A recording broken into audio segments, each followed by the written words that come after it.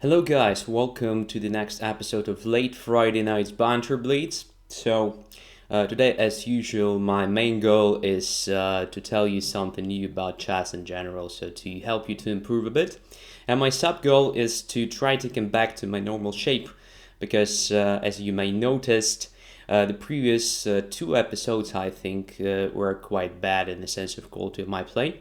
But that was also good for you because some of you managed to beat me. Yeah, today I will try to play better.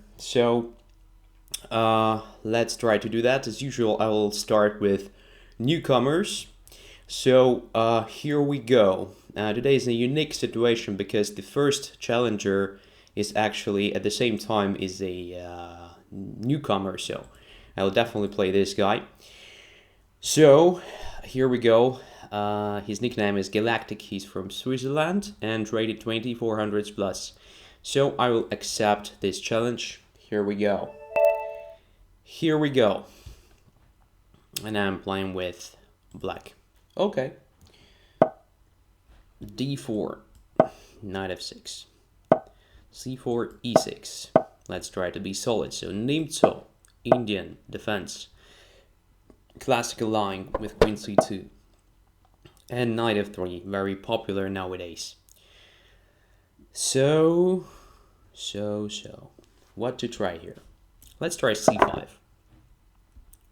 Let's try c5.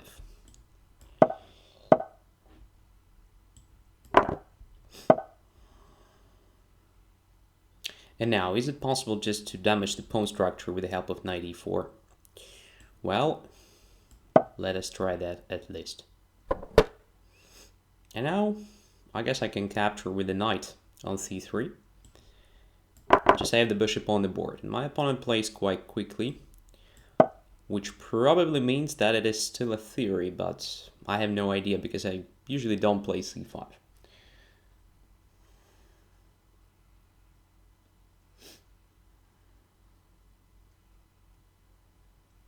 So, what I achieved is the weakness of white's pawns on the queen side. At the same time, I have some maybe tiny problems with the space, but I guess they're not so serious. So now there is this threat of e5. I will prevent it with the d6 move. Now I have to be careful if white's rook appears on d file, but the guy white decided just to open up a position may be a good idea.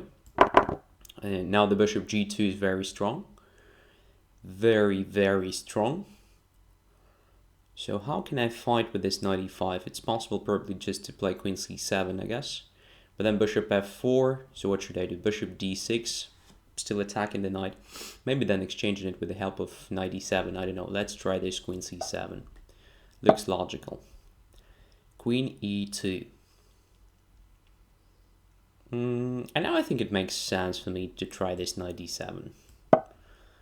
Just to exchange the guy. Okay, so my opponent is not against the complete simplification. This might be dangerous for me because I still have problems with the bishop c8. So there will be some difficulties with completing a development, but well, I have a feeling that I will have good chances to solve them. I can't play rook b8 at the moment, by the way, because of knight e7 and a bishop d7 and bishop f4, bishop d6, takes, well, maybe a bit uncomfortable. But still playable, I guess, but, well, have no idea. Let's try to simplify position this way. Now I can take the queen, I can try bishop d6. Both look not that bad. Let's try bishop d6. Let's try to play this position with queens on the board. I think with the help of this approach, I'll just have more chances to complete the development. For example, just like bishop d7, bishop c6, right? Yeah, why not? If I will manage to exchange this guy on g2, I think I won't have problems with this diagonal anymore. And this means that only white will have problems with this group of weakened pawns on the queen side.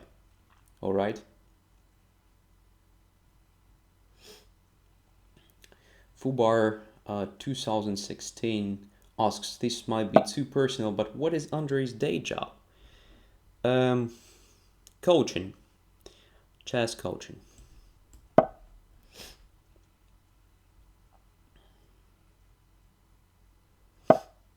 So I like my position now, honestly, because I have a long-term advantage. So the pawns on the queen side are very weak. Bishop f4, okay, so let's make this ugly looking queen c8 move, but I think it's just a one move problem. Now I can win a pawn, I guess. No, it only looks like I can win a pawn, because if I take on d6, then take on g2, king g2, queen c6 check, queen goes to f3 or e4, and if I take the pawn d6, then b7 is hidden. I can also try taking on d6, then taking on g2 and taking c3, but this gives white very dangerous passed pawn on the d file. So I will prefer just this rook e8 move.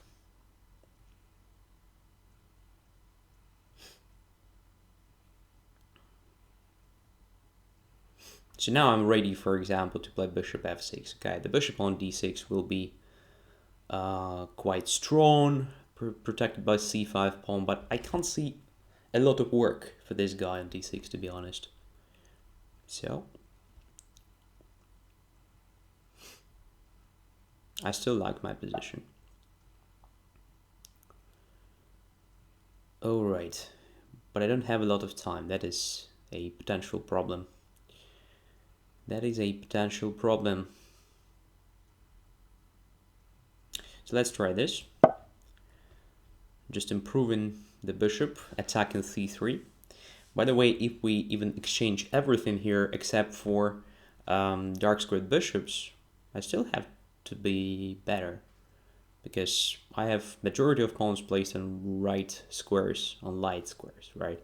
So they don't limit my bishop, unlike white's pawns do. So yeah, Sebi 1996 says time. That's true, only 1 minute. Very dangerous situation, so I have to be faster now.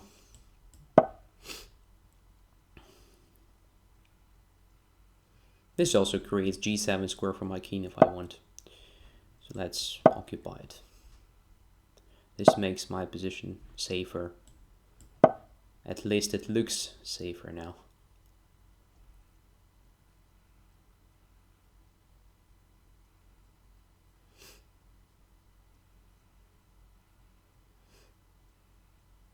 So now my main task is to coordinate my pieces, right? So at some point I'll have to take on e4, then to place my queen on c6, then another rook goes to c8 maybe. Well, it depends, of course. I have to be careful, because if there will be the exchange on c6, let's say, then yeah, the b file will be open and my opponent will have more chances to occupy it, because bishop d6 controls b8 square. But there is no exchange on c6 at the moment, and I can protect my queen with the rook, or I can undermine this pawn, and I think it looks better, because this instantly activates my pieces. Okay, let's take this, let's take this, let's take this. Extra pawn already. But I have big problems with the conversion, because my pieces are quite passive. My pieces are quite passive.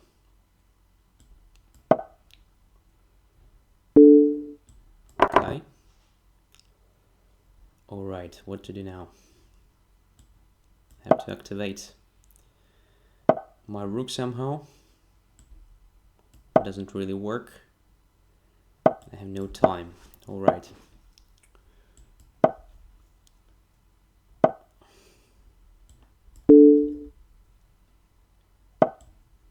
Okay. This gave me some tiny chances, but only 23 seconds. Oh, let's grab this one as well. Okay. Yeah. I just offered a draw because, well, 15 seconds are not enough even to try to win this. right? So, well, it should be a draw, of course, according to the theory, but, well, of course, black still he still has some chances to convert it, but not with the 15 seconds. And it was a very generous gesture from Galactic. Thanks a lot for the game. So I could have played better, I think. So maybe b6 was, well, not that great. Probably it was better for me to start with something like rook e8 to c8 here. Just preparing b6 carefully, so now queen e4 is no longer a threat. By the way, I could have done this after b6, so after queen e4 I could have played this. Rook to c8, just protecting the queen. I'm not sure why I decided to grab this pawn so fast. So here, after, let's say, exchange, takes here, c3 anyway drops, a2 is hanging, so my rook starts working from the initial position, that's the point. So I think here I have more chances to win than in the game, right? So, don't know. Not sure that it was a great idea for white to give him a chance to take on c3 with the knight. Maybe it was still a theory. I have no idea, as I said, because I don't play c5. So I really prefer something like a3 move here. So after bishop takes c3, queen c3, knight c5. I still have the access to this e4 square, but white has pair of bishops and position tends to be open, so queen can go back to c2 and so on. So this position, in my opinion, should be slightly better for white already. But I might be wrong. Okay. Anyways, a good game, right? A good game. So, here we go. Okay. So I still want to play a few games with newcomers. So let's search for somebody. So all these guys I have already played many times, but here comes Mr. C. Accept.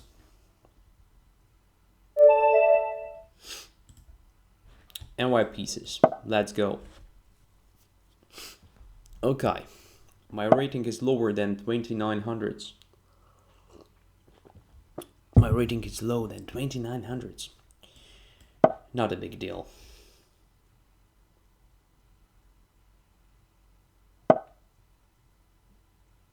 What the hell is going on, huh?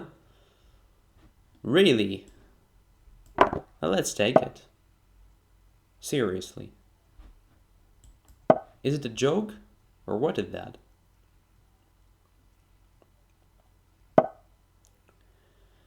I don't understand. Really.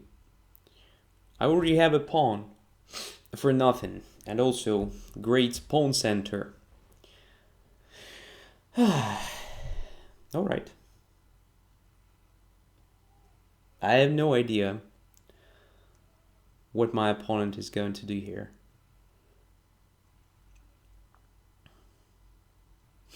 Let's see. Maybe it's also an ultra-modern theory. And I'm just not aware of. I have no idea. Okay. Bishop is attacked. I think it's better for me to save this bishop, but I can also give my opponent a chance to grab it. Can't see the reason why I should be worrying about it, but just because I love bishops, I'll just go away. Okay. Bishop c4, bishop a6, tempo move. Okay, I'm ready to exchange my bishop for the bishop, but not the bishop for the knight. Sorry. Knight f3. It looks like a very strange version of, I don't know, Volga Gambit with a lot of extra tempi for white. So it can't be playable for black, that's for sure. And I'm ready to come up with the breakthrough in the center, and my opponent just helps me a bit with this. So that is a typical neglecting of opening principles. So just opening up the center when your king is there, when you have no development at all. Looks a bit strange. Okay, e6 is now weak. I have to attack this pawn, so let's just make this natural move, knight g5. What could be more natural than knight g5 in this situation? Can't even imagine.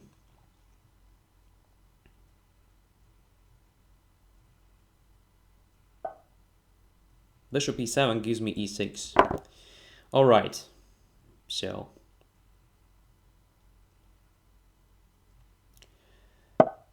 my opponent probably has same problems as I have. So problems with the form, problems with the shape, so a lot of blunders. A lot of blunders. Too many pawns. Too many weaknesses. Too many. Too many. Too many.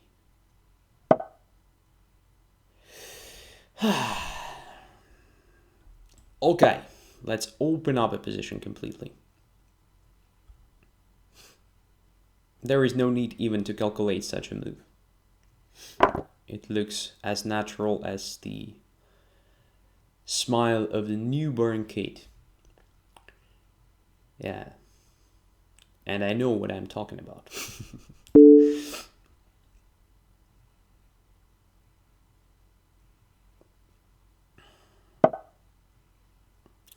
There should be checkmate somewhere. There should be checkmate somewhere, but I can't see it. So knight a4, king goes to a7, then what? How to finish the attack? Knight f6 is also coming. So let's put the knight in the center.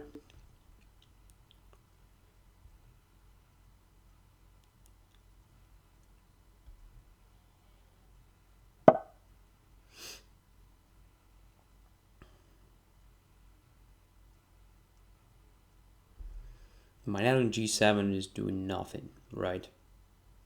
So maybe it makes sense to go back. Yeah, let's go back to f5.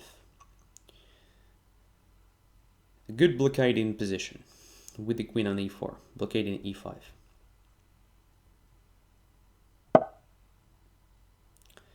And knight f6. Okay, at least my opponent managed to finish the development. So now, what to do now?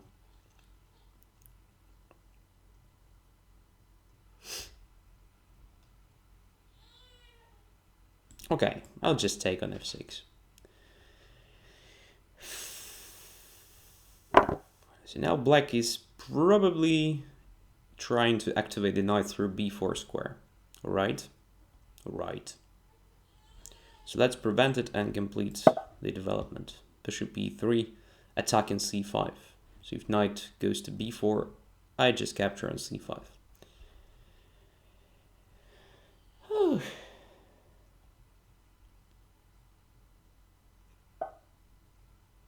Queen b6. Okay.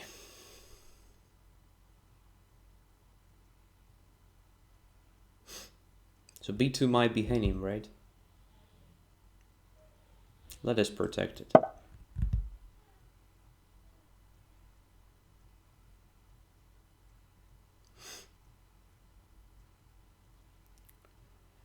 So my opponent has 4 pawns, I have 6. So I have 2 pawns as a material advantage, which is good. Good enough to try to win it. Okay, maybe I missed a checkmate somewhere, but I don't care. I still have very good position.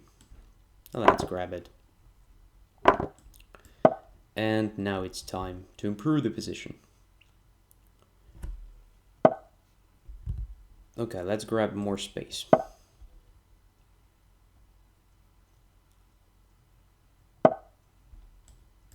Even more.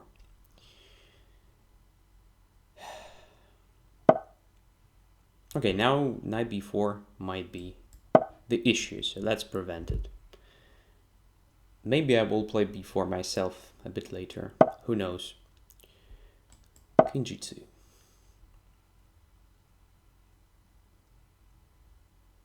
I'm not in a hurry, so let us just improve the position move by move.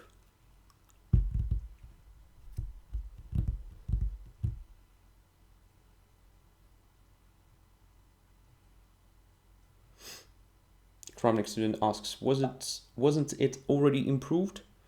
Well, there is no limit, right? You can improve it and improve and improve and improve. So let us centralize the king. It can't be bad to centralize the king.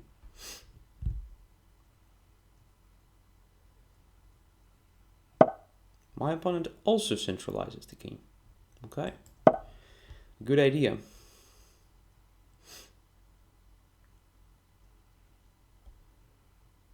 Now let's finally do the trick.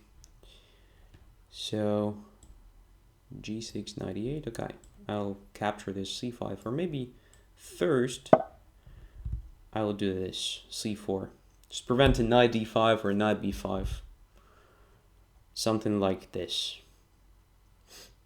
Again, I think I'm not in a hurry to play g6. I like my pawn on g5, it restricts the bishop, so. And I have a lot of time just to wait a bit. Because my opponent is kind of in Zugzwang.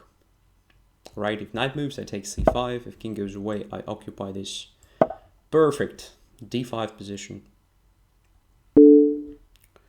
All right. c5 drops. Here we go. Thank you. Okay. Now I have more pawns than I ever had. Okay, so it's not very interesting to analyze this game. Of course, a5, b5 leads to a disaster. After bishop b5, it already has a winning position, I think. Especially after c5, d5. So more space, extra material, better development. So there is nothing. Nothing to analyze. Okay, let's see other guys. Buck or Beck, I don't know, from France. We have never played premium member 5 minutes except and white pieces again. e4. Here we go.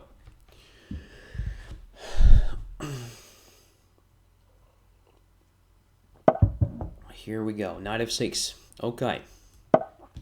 Elegant defense or elegant defense. Different people call it differently. So knight f3. Classical line with a strong knight on e5 and c6. Very important move prior to playing knight d7. So after knight d7, knight f7 is possible. Now the knight on d5 is protected, so this knight f7 trick no longer works. So I will put my bishop on e2.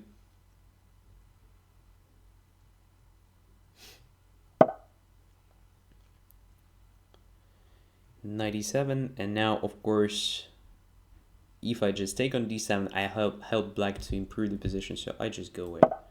Knight to f3.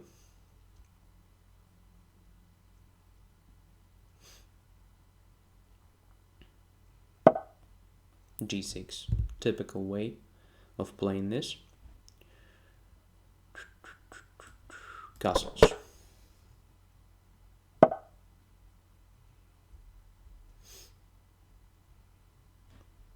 And say, oh, there is a typical way of playing this. I mean, just grabbing the space after c4, then knight to c3, bishop e3, and so on.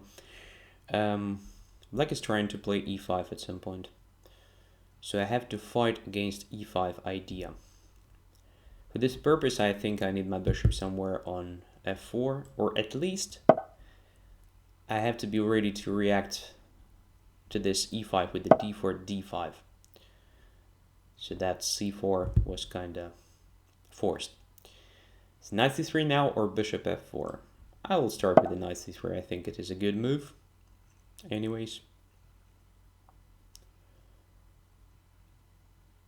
And maybe I'm even considering this c4, c5. I don't know.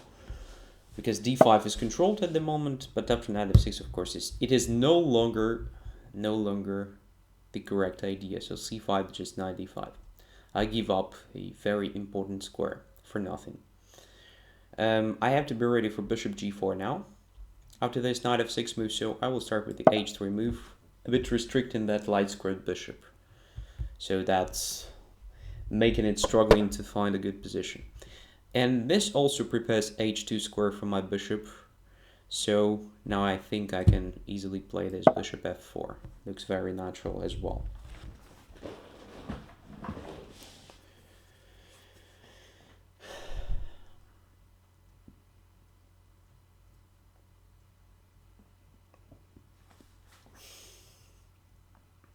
So e5 is a key square here. I have to prevent e7, e5, and I also have to try to achieve something on this square, so to make it an outpost for my minor piece. Usually for the knight, sometimes the bishop can also occupy this square and feel very good there. We will see. Many things depend on how black is going to play this. I have also some useful moves like rook c1, then maybe queen to b3. Okay, after bishop e6, I think I have to play b3 move. Yeah, so I'll play just b3, protecting c4. Now I have no this square for my queen anymore, but okay. We'll try to find another square for this queen. Maybe d2 will be just okay. Okay, knight h5 attacking the bishop. Now where to go? Because black is probably trying to play c6, c5. Bishop e5 looks natural, just to exchange this bishop. But then I will lose control over f4 square. This might be a bit annoying. Not that dangerous, of course, but I think I have a bit more space, so let us try to avoid mass exchanges. So on e3, of course, my bishop is a bit passive, but at the same time, my position in the center looks much more solid if compared to the situation without the bishop on e3. So I don't think that this knight on h5 will stay there for a long time. So anyway, it will go back one day, right? At some point, I will have a chance to regroup my bishop back to this h2 b8 diagonal if I want. So no problems with this. That's what I mean.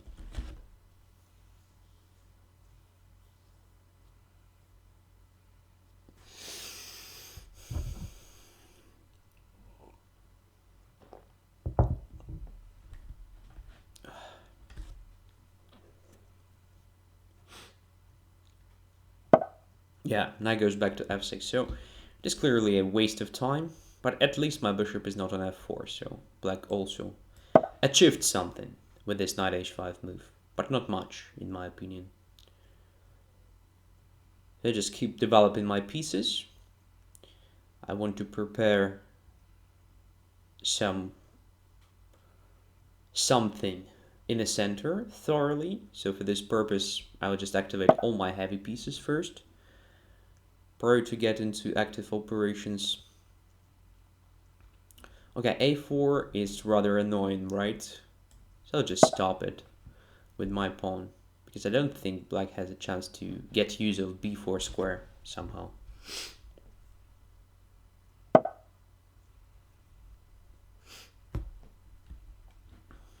Where the knight goes, let's see, to d6, and then to f5 probably. Yeah, this could be a plan, of course. This could be a plan. Isn't it the time to start grabbing the space with the knight e5, something aggressive like g4, then f4, and so on? Might be promising, so let's try it. Knight is going to f5, right? Let us stop it. Oh, knight is also going to e4. Wow. Probably I underestimated black's idea a bit. Anyways, let's put it here.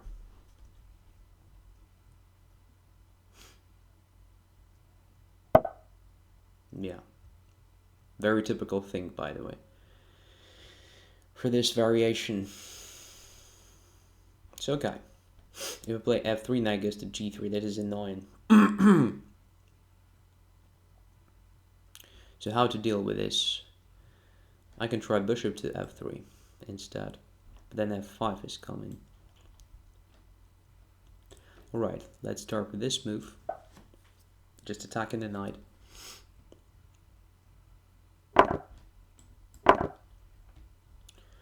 And I have only 1 minute, which is very annoying.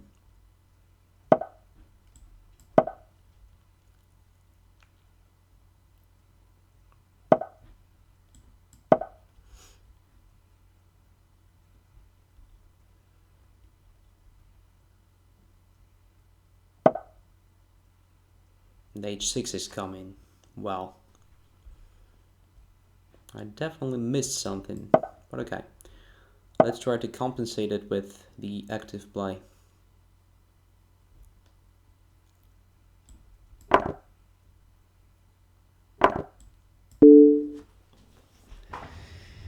Position becomes quite crazy.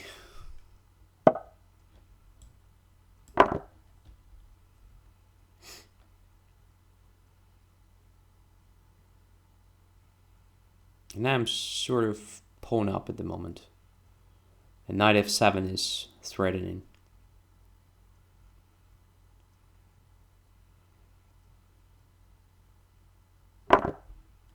Let's do it.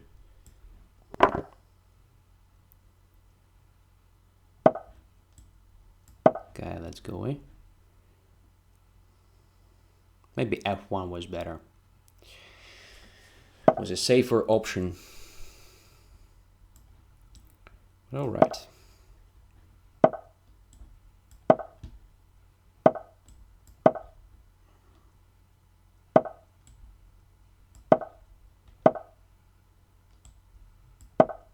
Oh, that was a stupid blunder, but my opponent didn't punish me for this. It was very lucky.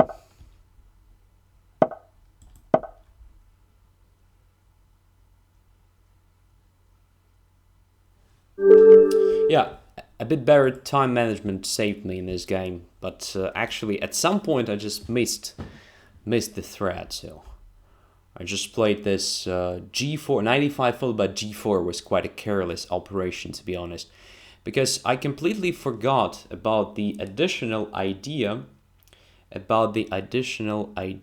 of this maneuver to d6. So look, here everything was more or less fine, but then after knight c8, I forgot about e4 square, to be honest.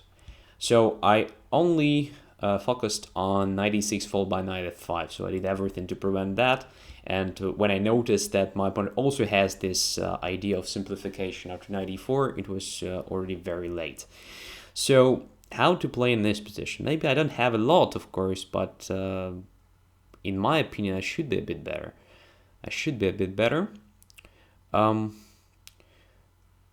For example, there could be something connected with this d5, cd5, then knight goes to d4, creating a threat of damaging the pawn structure if the knight takes e6, and my bishops should be very, very good.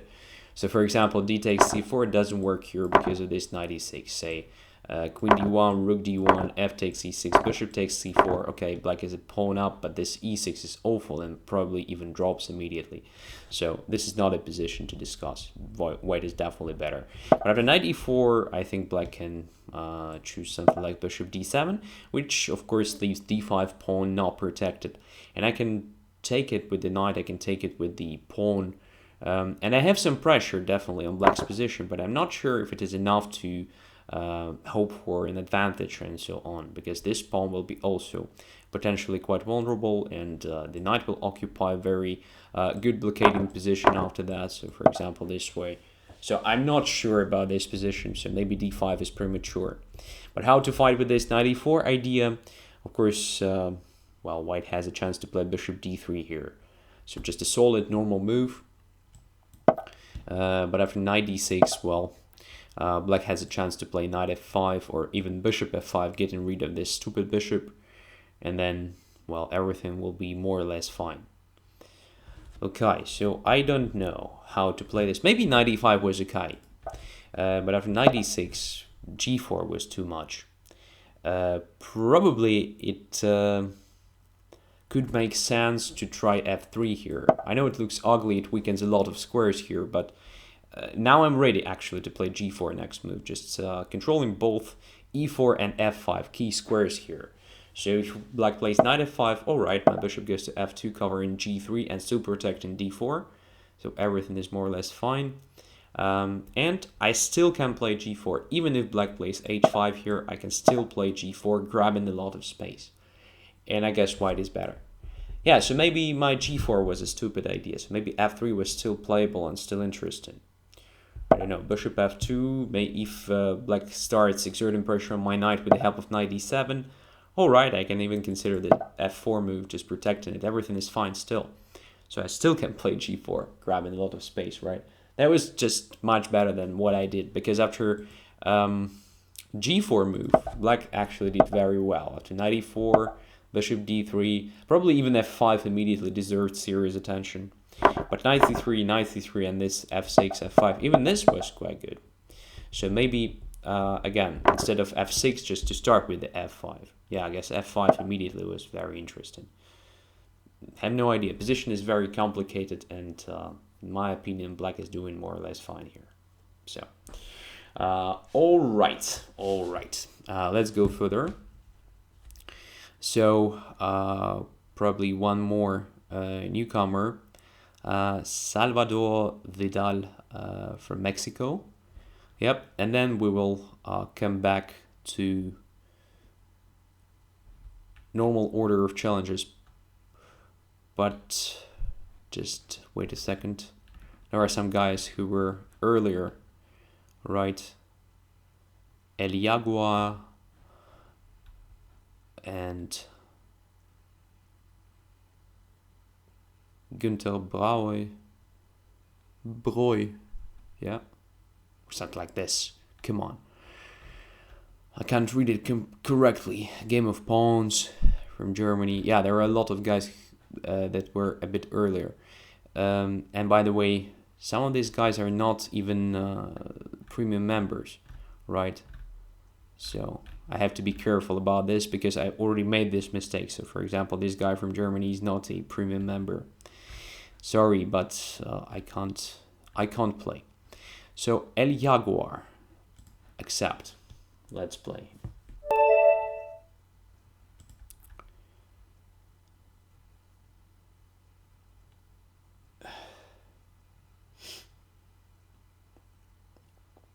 Here we go. I'm playing black. E4. Let's try something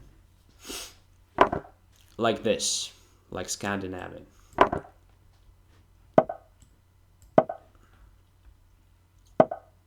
D3 instead of D4. Seriously? Maybe it was a misclick. Maybe it was intentional. I have no idea, but I think I'm alright after this. So there should be the fight for the center, that's for sure. If white doesn't fight for the center, then black has no problems. Black has no problems at all. Well. Where to put my bishop? I want my bishop somewhere on g4 when the knight goes to f3. But at the moment, the knight is still on g1, so bishop g4 is not possible. I don't want to put my bishop on f5 or d7. Those are passive squares. So maybe it makes sense for me to start with, say, e5 move. Just grabbing the space, controlling the center, because I can't see very dangerous jumps with this knight from c3. So yeah, I'll just play this. And if knight f3, then bishop g4. Okay.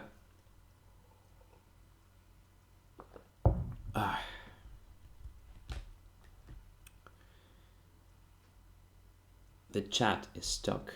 I have to refresh the page probably, because I don't see new comments. That is not very good. Because I think you're all just making fun there. And I can't be the part of it. That's pity. That's pity. Oh, new comments came. Okay. So, G3. G3.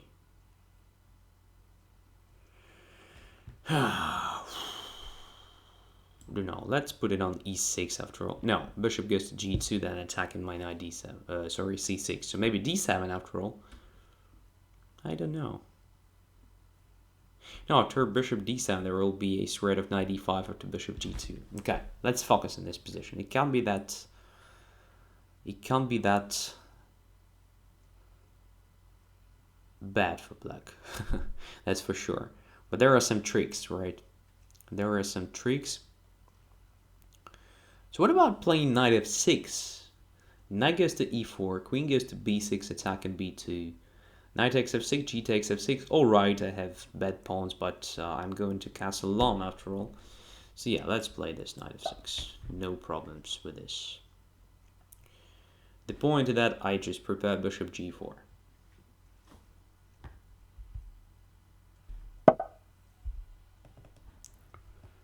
So can I try it right now? Knight e5 is coming.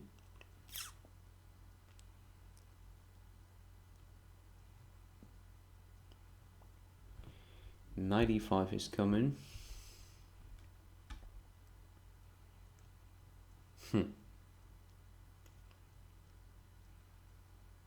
So maybe just queen b6 right now. Attacking b2. At the same time, preventing this knight e5 or knight e4 with the attack against my queen. So something like this. Yeah, let's try it. I guess it should be alright. At the same time, I just protect my knight from being captured. So, in fact, I protect my pawn structure on the queen side.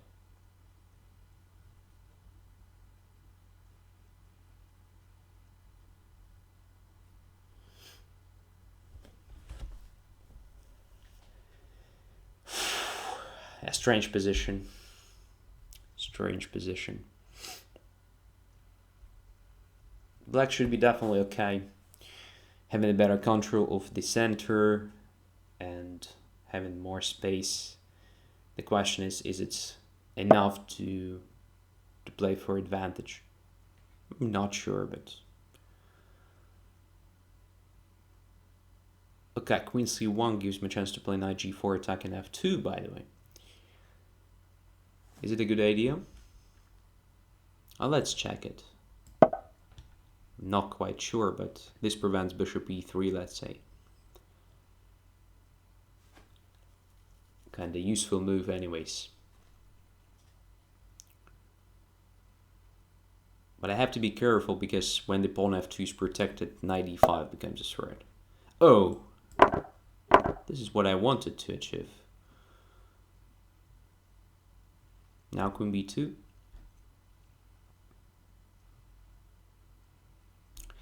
Queen b2 literally forces white to take on c6, bc6, queen e5, and bishop e6, rook is hanging, rook goes to b1, knight on c3 is protected. In this line. And this line is really unclear. Really unclear. Okay, so let's start with the bishop e6. Queen e3 was also the move. Bishop c5 was a move as well. Yeah, but this also looks good. Pair of bishops. Still more space. Some threats of knight e4, knight b4. The only problem is, of course, the time. So I have only 1 minute. So I was quite slow in this game. Knight b5. Okay, attacking c7. Let's protect c7. a2 is hanging now.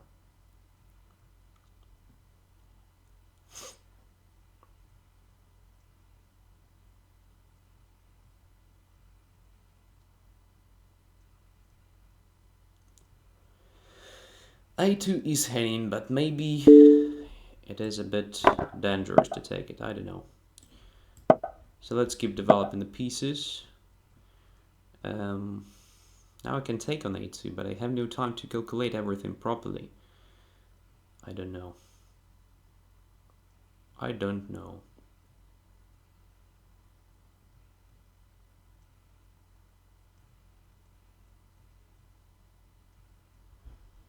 Okay, let us just play for the space.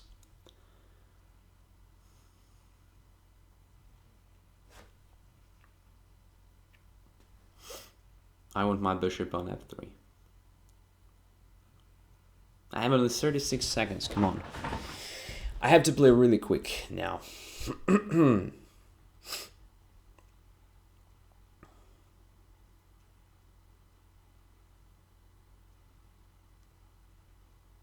It would be very pity to lose this game.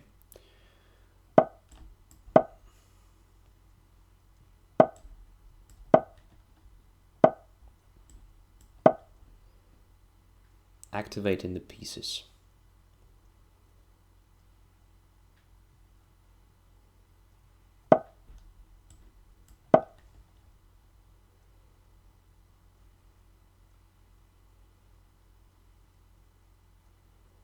Controlling more and more squares.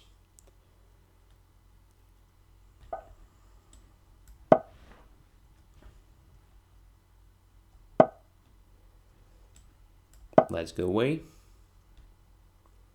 Just for a while to prevent this tempo g4.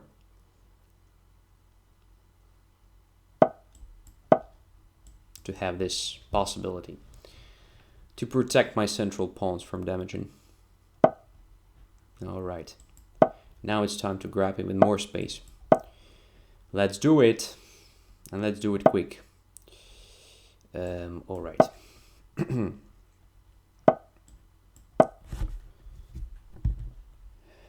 No draws. Let's try to play. No draws.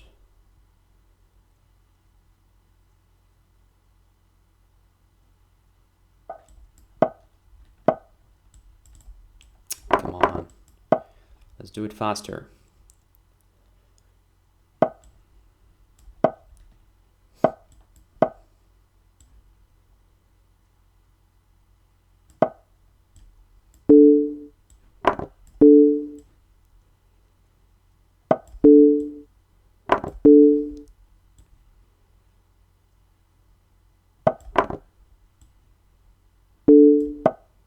Safe position.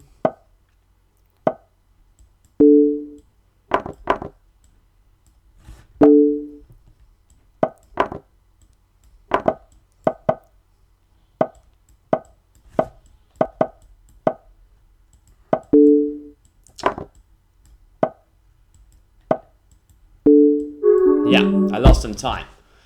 But, well, it was a good fight, right? I should have tried it, because accepting the draw in that position where black had a great advantage could have been just a decision of a pussy. I'm not a pussy, okay? So, I offered you draws, the question, of course you offered me a draw, but come on. I was much better, right? So I was trying to play. And I was very close, but yeah, this is a very important lesson. So you have to be much faster when you play Blitz, right? Alright. Of course, the opening was just very bad for white. So this d3 is not a move. It's, well, very passive one. You just actually limit your own bishop and you don't fight for the center properly. So black has no problems here.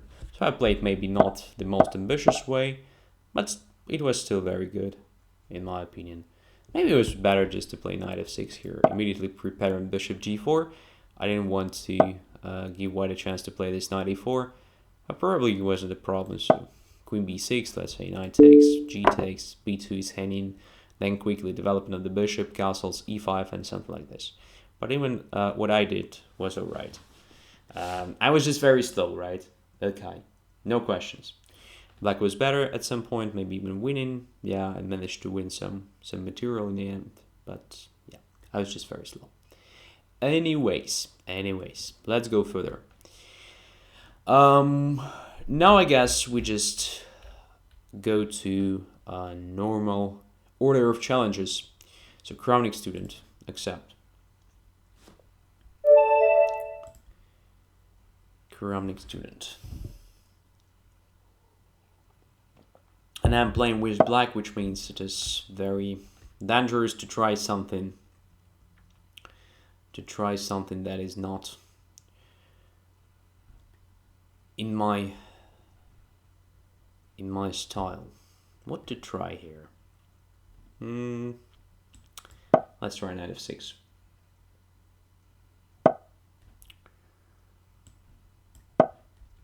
I might be crushed. I might be just crushed here.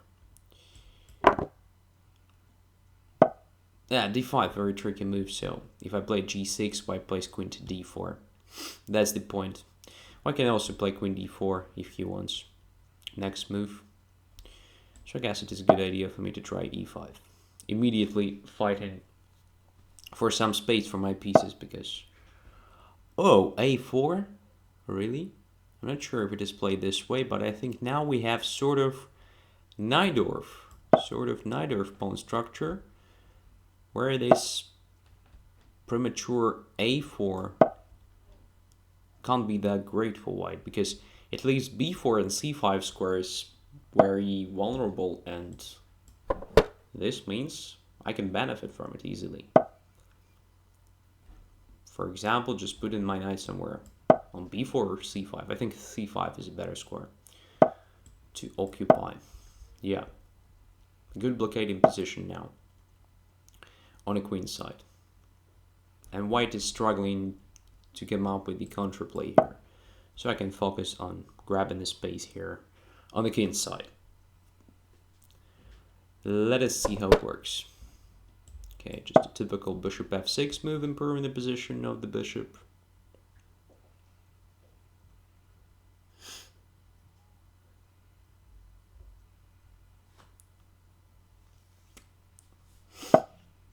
Or rook to b1. Okay, at some point, white will play b4. Maybe I'm not that against. So b4 will weaken c4 pawn. I'll have a chance to try to use this weakness somehow.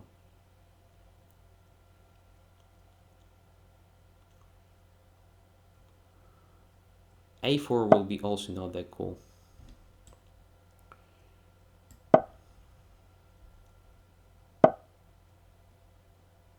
Knight b5. Okay. So what to do now? It's a very tempting idea for me just to play bishop d7 and then to take the knight on b5, but knight d6 will be the answer to this bishop d7.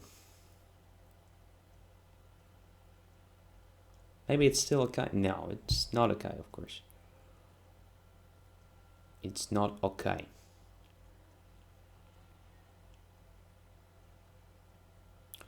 There is also a very interesting maneuver, rook to a6, then knight to a8 and knight to c7 or something like that. I'm not quite sure if it is a good idea, but why not? Let's try it. So I want to protect my d6 pawn. For this purpose, I just play rook a6, then my knight, which does nothing actually on b6 in fact, will go somewhere. So to d7 or a8, I don't know what is better, maybe d7. But if I go to d7, it will be quite hard for me to proceed with something against this knight b5, I don't know. So knight a8, followed by bishop d7. Looks logical. Bishop c5 can be played. I know, position is very complicated, honestly. So let's first protect the knight. I don't want to give up this great blockading knight. f4.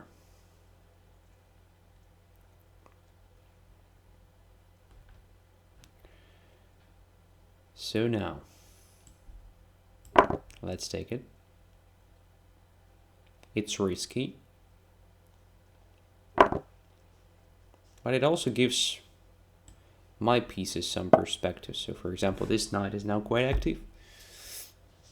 Yeah, position is definitely double-edged. Position is double-edged. Very interesting one. Okay, let's complete the development. Bishop d7, exerting some pressure on this knight on b5, but white doesn't care. Okay, so what to do now? Knight g4 is kind of typical idea. Knight g4, but d6 is hanging. Wow. I didn't play neither. I haven't played neither for a long time, so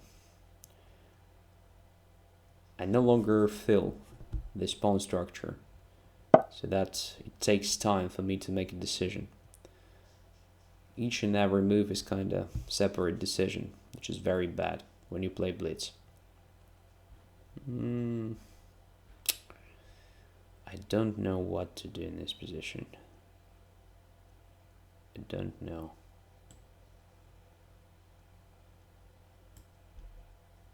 Okay, let's take this knight. It's a 9.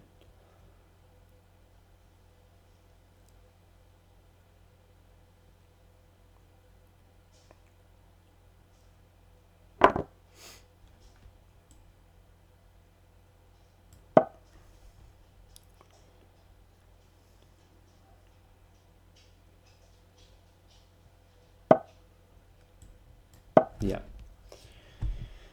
Now at least it feels like I just came up with some sort of improvement of my position, but it might be wrong. Anyways.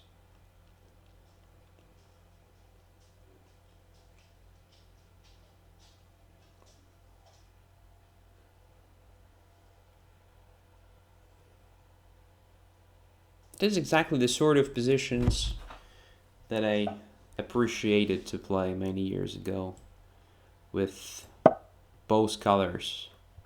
So they are quite complicated and double-edged.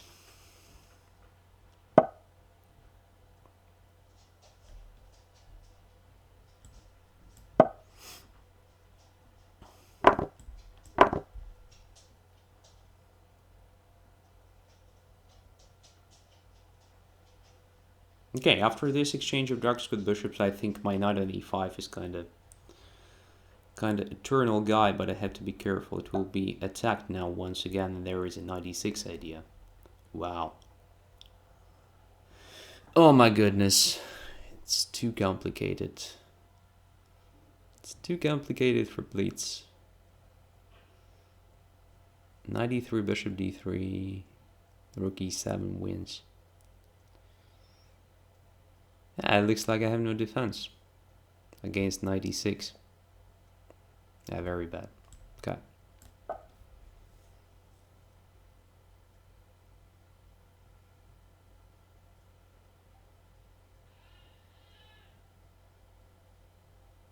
And I have only 30 seconds, even less. Wow, a disastrous session today. Can be crashed several times. Everything leads to this, I think.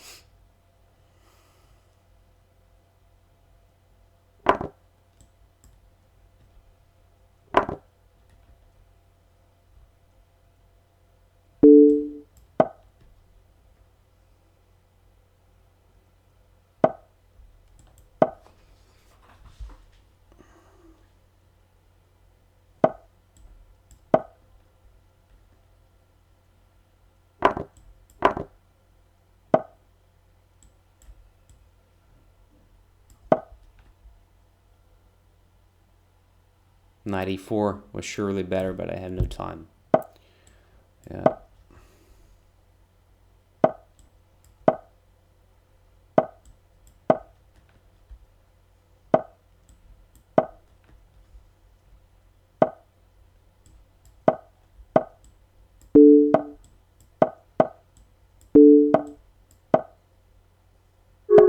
Yeah. Lost in time. Come on. Everybody's crushing me today. Oh, what a poor guy. What a poor guy I am. Yeah, it was a wrong decision right from the start to play this sort of position. But of course, I was doing well. Maybe I have no idea where I did wrong. Somewhere in the opening, I guess. So after castling, for instance here, maybe it was a good idea even to try f4 here. So giving up this e4 square, but then having this threat of f3 and also limiting the activity of this bishop c1. Don't know. Maybe bishop f6 was not that bad, but then, yeah, e4 was better than bishop e5, something like this. Yeah, there are a lot of plans usually, a lot of different maneuvers. a5 itself was also a questionable thing, so maybe it wasn't that necessary to weaken b5 square. Yeah, but yeah, congratulations, Kromnixon. That was a very decent game. Very decent game. Very good one. Oh my goodness, and I'm being afraid of the next game. Right?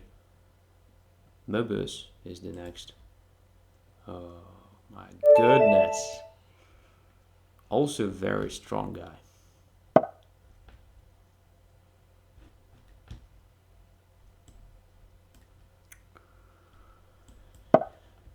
One more experiment. I will be punished for this.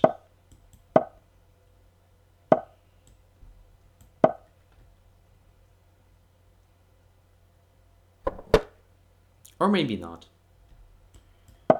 Maybe I will be doing well. Who knows? You never know.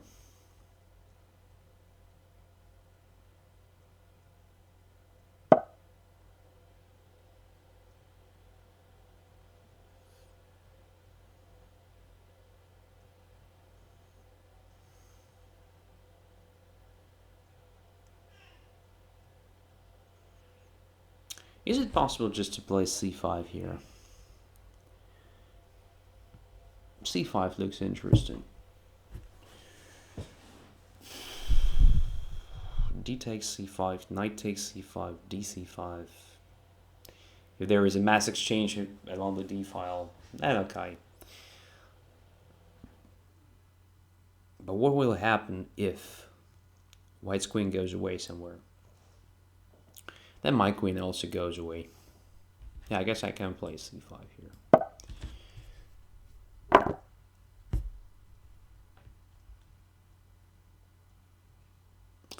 Knight c5, bishop c5, dc5, knight takes b5 is winning, or not?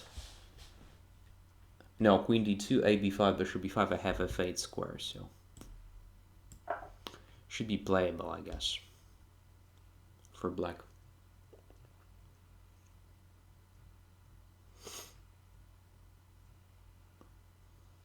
My goodness, look at this shit, 28-37.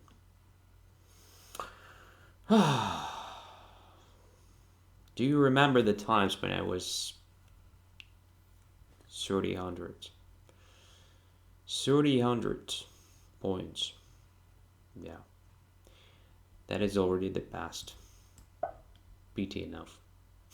Of course I'm joking, so I don't really care about these figures. So easy come, easy go.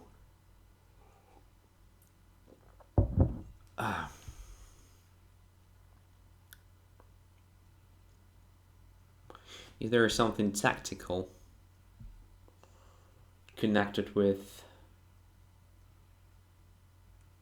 bishop c3, queen c3, knight takes e4, queen takes h8, no, it can't work.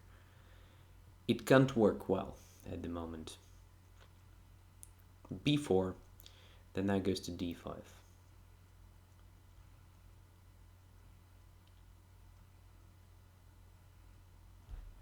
Just to go back with the knight to d7, to have knight b6, knight c4 maneuver, it looks too slow. e6, queen d6. I have a feeling that white has an advantage here, simply. I can try knight d7, and if knight d5, then e6 is interesting. After knight d7, bishop d4 looks fine. Just exchanging my bishop. So maybe knight e6 after all, controlling d4 square, but then knight d5, and white is better. A very bad position for black. Oh my gosh. How to play this? h5 was probably very stupid. Knight f6 was just much better.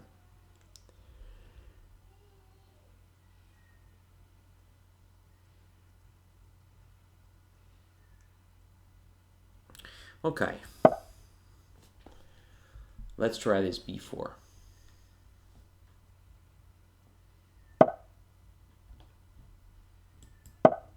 And after bishop b5, I'll just play king f8. Yeah. It's very bad, but just having very bad time today. Finding normal moves, it's very bad. But where the knight goes after e6 to f4, right? Right. My goodness. How bad is my position? I have no idea. Looks very bad right now. Let's come up with some sort of counterplay. I don't know. At least I will complete my development.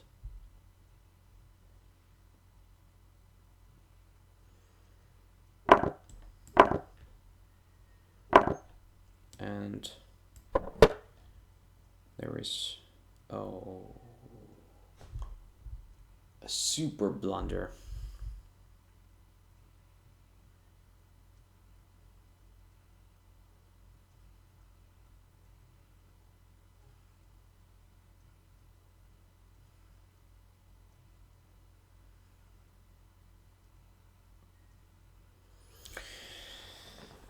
Oh, yeah, castling here was just as stupid as I don't even know. Oh, but my opponent didn't take on c5 and didn't play rook to d7. This leaves me with some chances, with some tiny chances.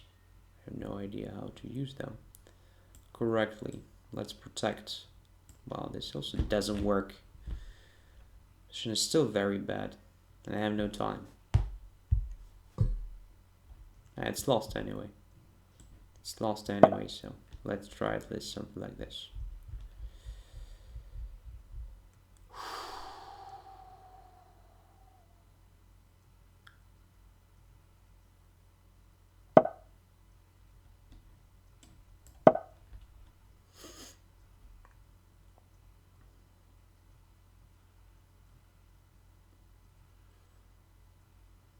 Yeah, now it sounds very funny. I told you that. I'm trying to go back to my shape and so on. Wow. That is not even a shape, right? It's like, yeah, crappy chess. Crappy chess. I'm playing very bad today. Sorry for that. I have to do something to get back. Because it looks very, very bad. That's for sure.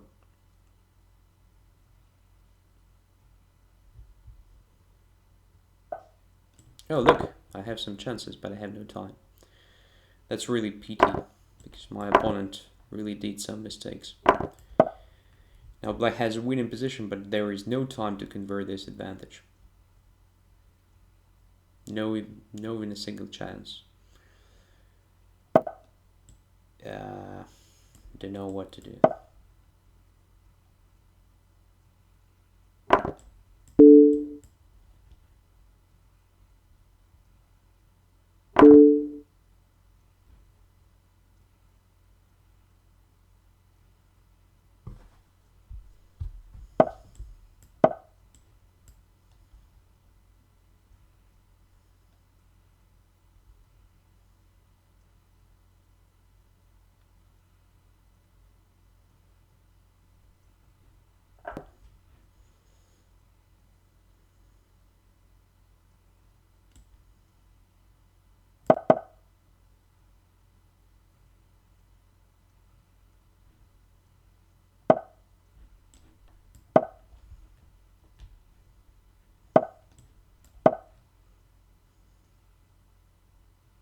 Yeah, I know that we all have bad days, but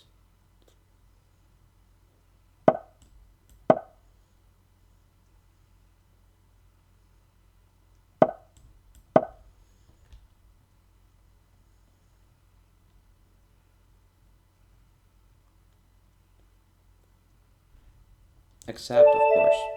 Of course I will accept. Thanks a lot for this. Yeah. For this offer, because, well, white wins on time here. Any way he wants. Yeah. That was so bad, right? So badly played. Okay, so here h5 was just so bad. After g5 I have no chance to complete the development. So knight f6 was a normal move, was complicated position. Of course white has some edge on the king side already, but black has a counterplay on the queen side. So everything is fine. So dragon-like position, quite complicated, quite interesting one. But h5 was just a piece of crap. And then after this exchange, queen d6, rook d6, black still had some chances. Well, mainly based on this pressure on b2 and so on. But I made this castling. So after castling, as far as I understand, after bishop c5, rook c5, and rook d7, it's lost absolutely, because I have no move to save the piece. I don't know. So white takes the bishop or the knight next move and wins immediately, instantly. Yeah, instantly. So a bit later, of course, I managed to come up with some maneuvers. Maybe my opponent was not focused on the situation on the board, but rather focused on the situation on the clock, because I really had just a few seconds. But here, look, after knight c4, I took on e3. By the way, bishop c6 was also a great move. Just attacking the rook bishop on e3 is still any. I think black is simply winning a lot of material. This was also not bad. Here, I guess, rook c2 deserved attention. Attacking b2. There was probably even a chance to take several times on b2 and then to come up with the rook c2.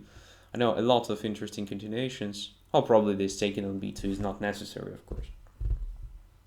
But I had no time, absolutely, so I had only several seconds. So everything that you should do in such a situation just to make solid moves, and as you can see, Mobius did exactly this and was very close to a win, but then decided to offer a draw. Yeah, very generous. Thanks a lot. Okay, let's continue. The next is Carl Nering. Well, Carl, you have great chances to beat me today. As you can see, I just played crap. e4. Let's do it.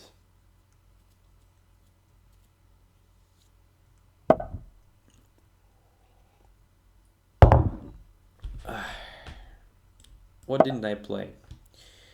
Knight c3 followed by knight f3.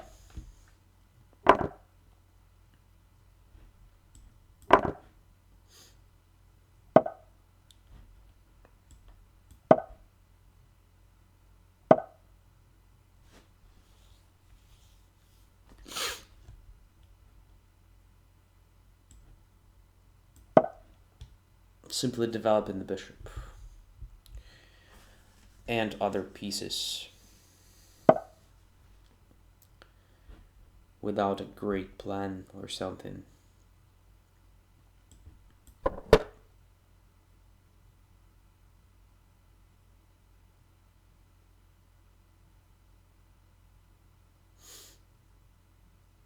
Yeah, very pity. One game after another. All those games were very bad. Okay, let's try to come back. So d4. I offer my opponent to take on f3 and then to take on d4. This way or other way. Let's say after knight g3. The offer is still here, but my opponent decides not to risk. Well, maybe it's also a good idea. So let's chase the bishop.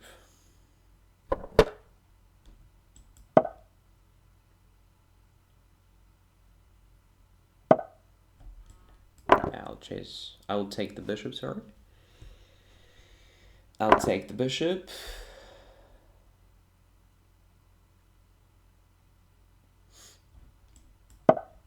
And now I have this tiny advantage, a pair of bishops, slightly damaged pawn structure on the king side, and so on.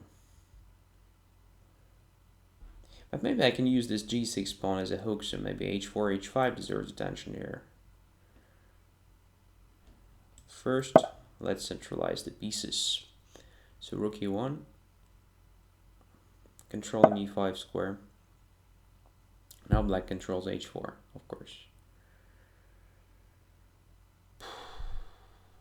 But e4 is no longer controlled, so maybe knight e4. And if knight f6, then knight g5. Yeah. Oh, king h7 looks a bit strange because it weakens f7. So queen f3.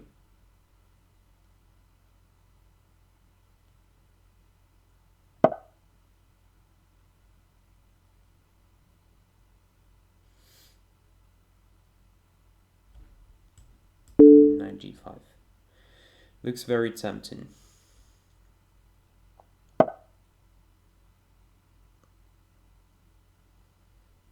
Now let's say something like g4. Or just bishop d2, rook e2, another rook to e1. This might be also a good strategy, just to keep developing pieces. Controlling the center, and then we will see.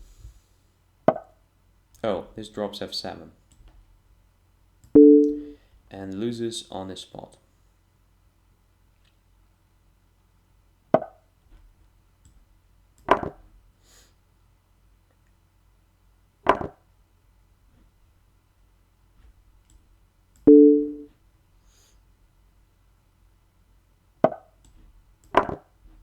Yeah. Extra minor piece and actually absolutely winning position. So bishop c2, preparing queen h7, or bishop g6 first.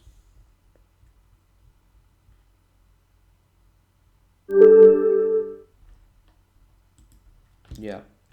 So your problem started probably after king h7. So king h7 was a strange move.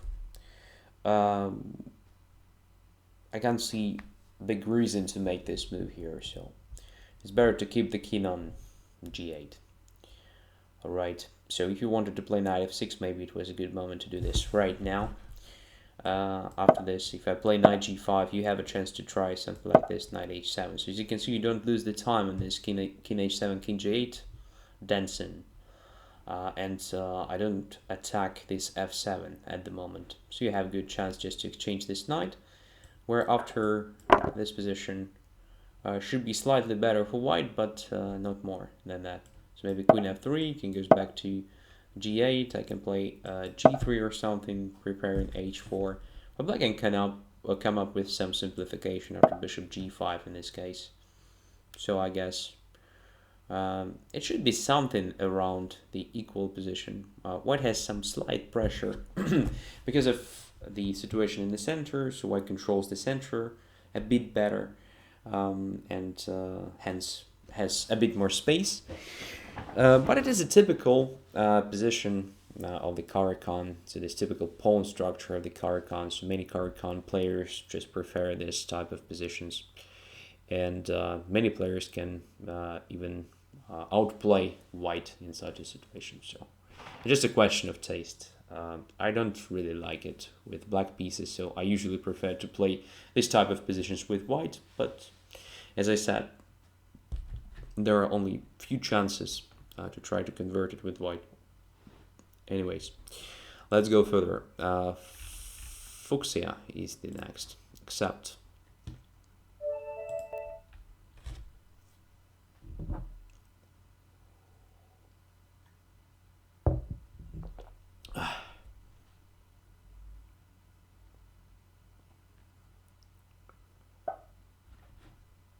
oh, b3. All right, everything is possible today.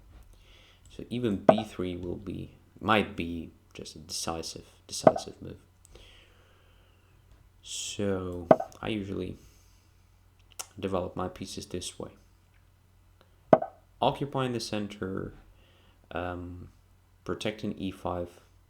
The main move here is bishop b5, which I usually meet with the bishop d6, a bit ugly looking, but quite good move. If white loses the time on h3, I think I can also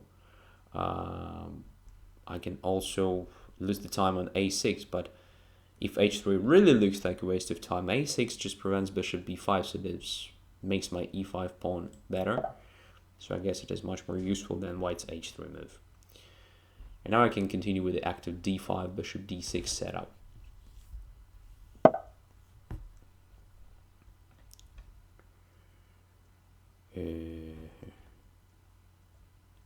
Let's take it.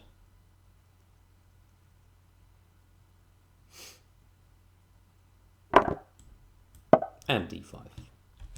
I guess black already has no problems. So bishop on b2 looks a bit limited with the on pawn d4.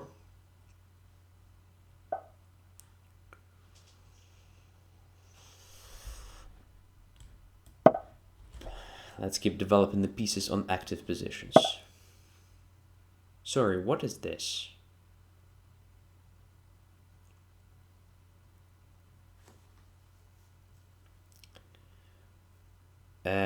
Wasn't it a try to make castling with a queen?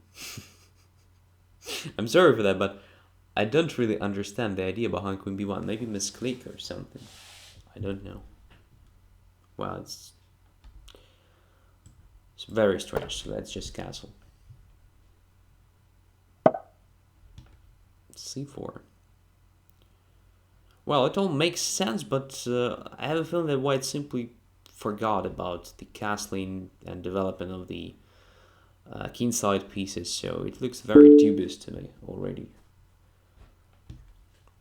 So check.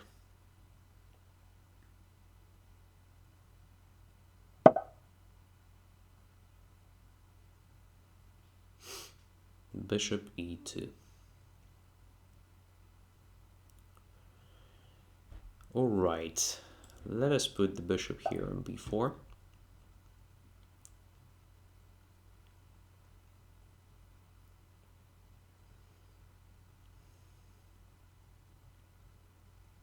Well, immediate queen e7 was of course much better, but okay.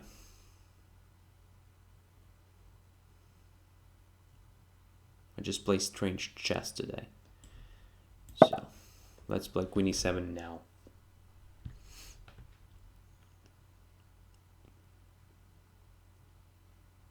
If castles, then I take on d2 first, and then I take on e2 so that rook e1 won't harm. And after this move, I have very simple tactics. Bishop f5. Deflecting the queen. So queen is actually forced to e3 now. Only move. That makes sense. And I can play queen takes e3, f takes e3, rook e3 after that. I can also save my queen on the board. I can play queen d7. I think queen d7 is much better. Attacking the queen, but I have to be careful about knight e5 possibility, but only a bit, because after that I can take on e5 and play knight e4. Should be winning for black. So white simply neglected opening principles.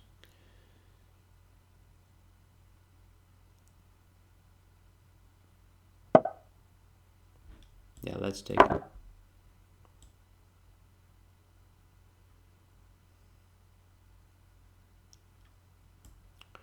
And then my knight will go to e4, attacking this guy on d2. The second time. At the same time creating sort of bishop c5. If, for example, bishop goes to c1.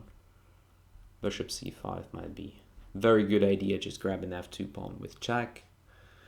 And so on. e5 will be also heading, so there are too many things that look very promising and winning. Yeah.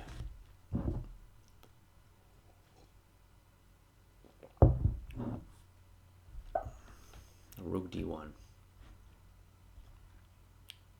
Okay, what is better now? Just to take on d2 twice? Or to play bishop c5? Well, bishop c5, bishop d4 then. Okay, let's take on d2. And now dc4, bishop c3. Alright, let's take on d2 again. And now dc4 with check.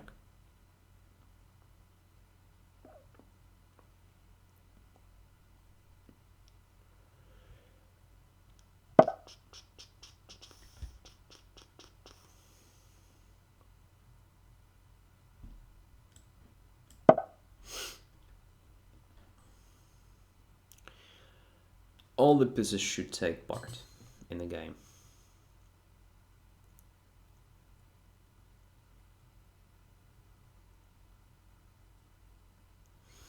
Well, extra exchange. One pawn in addition.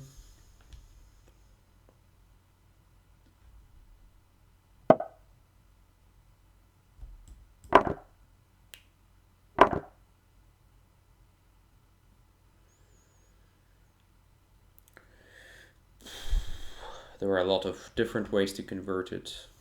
Let's try just to play normal chess. Occupying the d file and intending to put the rook on d2.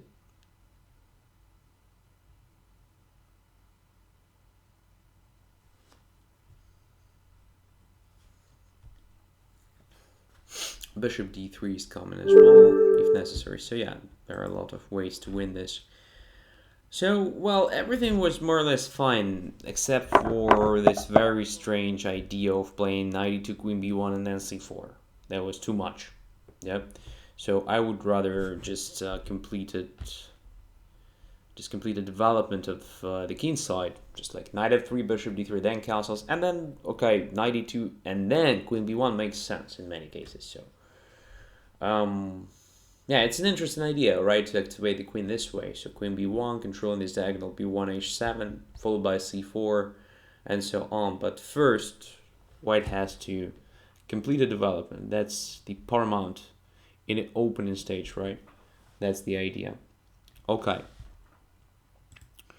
Okay. The next is Trikanti. I accept the challenge. Playing black. In the vast majority of games against Trikanti, I played with white pieces as far as I remember. So let's see what will happen today.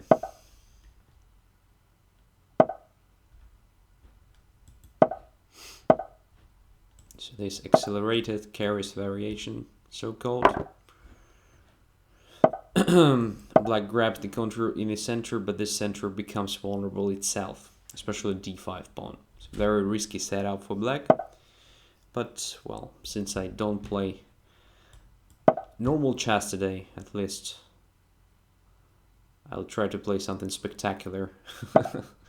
Yeah, a stupid joke from the previous episode. Of course, 1 week ago I played better than today.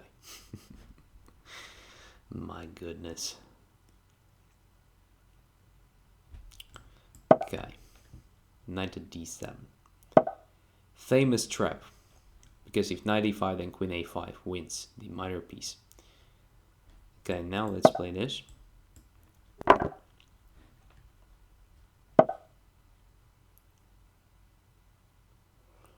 Queen b3. And well, there is a possibility even to put the bishop on d6 if I want. But bishop e7 looks a bit more solid. But then knight through e2 goes to f4. I have some problems with the d5 pawn. So how to solve all these problems? As far as I remember, there is also some ideas connected with a5, rook a6, rook b6. Is it really in this concrete position? I don't remember. I have no idea. Bishop e6 can be the move, of course. But also looks very risky. Queen a5 is kind of method.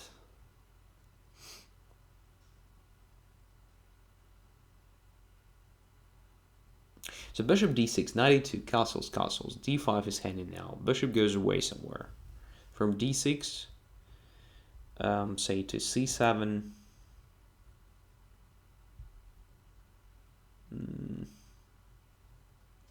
Doesn't look very promising, but I just want to try it.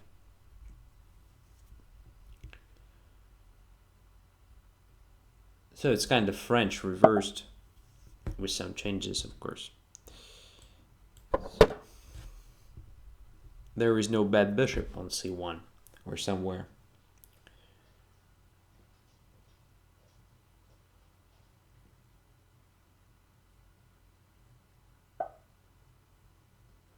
Rook c1.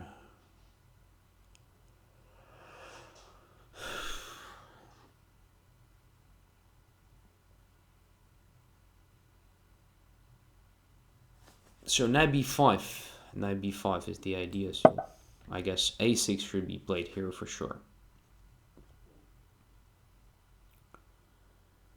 At some point, white will just undermine the center with the f3. I will have surely big problems with the d5. For instance, after this. So f3 is coming. That's a problem. White should be a bit better here. So yeah, white played very well until this moment. Let's see how it goes. So f3 now looks very natural. Activating the bishop and exerting more pressure on d5.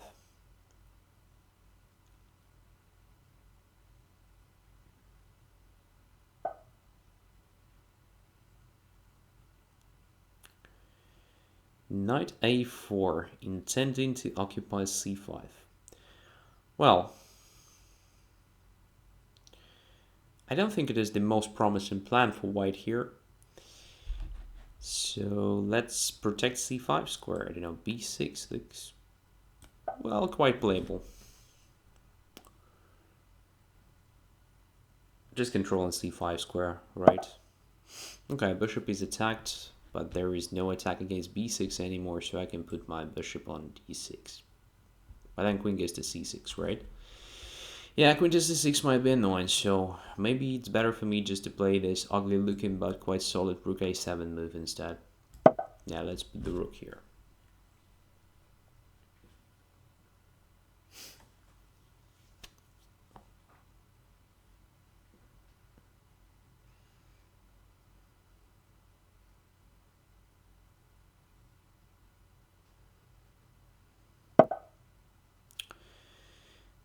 Over cautiousness, I guess. I don't quite get white's play now. Because f3 was probably the most natural way of doing it. Now I can simply complete my development and exert some pressure on white's position. So let's put the bishop here first. Just covering c6 square. Maybe even intending to play bishop d5, bishop d3, who knows.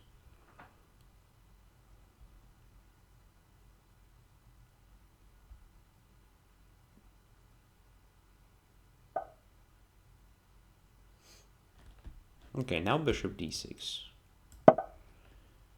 So move by move, simply improving position of my pieces.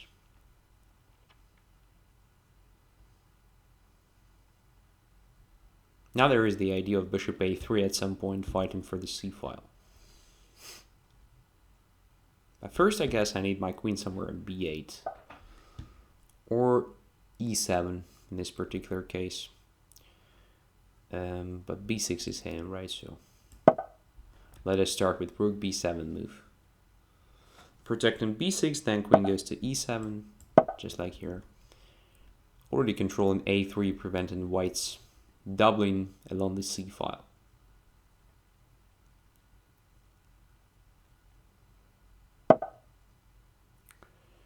Queen b1. Okay, let's put the bishop here.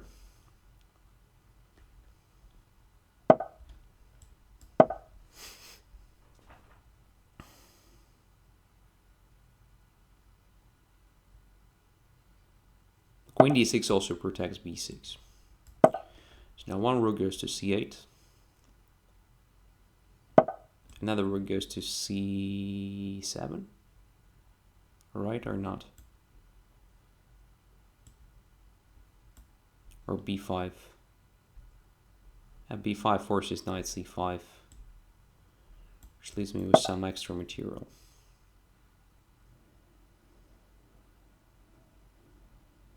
Again, just too slow, right?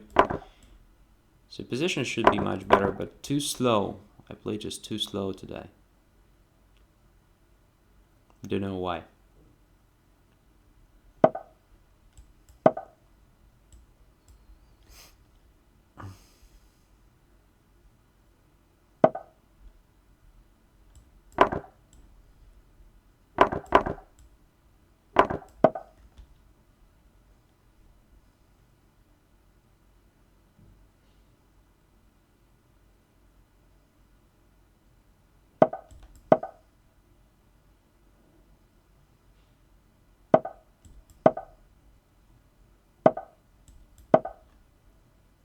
Oh, h3 was hanging. I didn't see.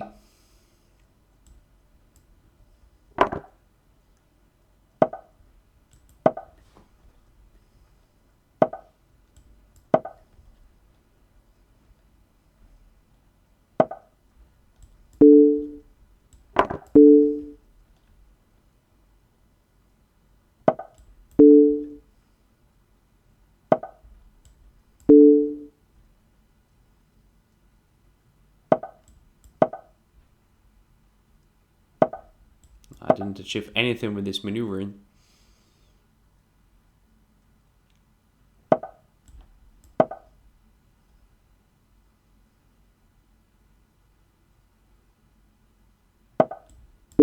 Maybe there will be a checkmate or something.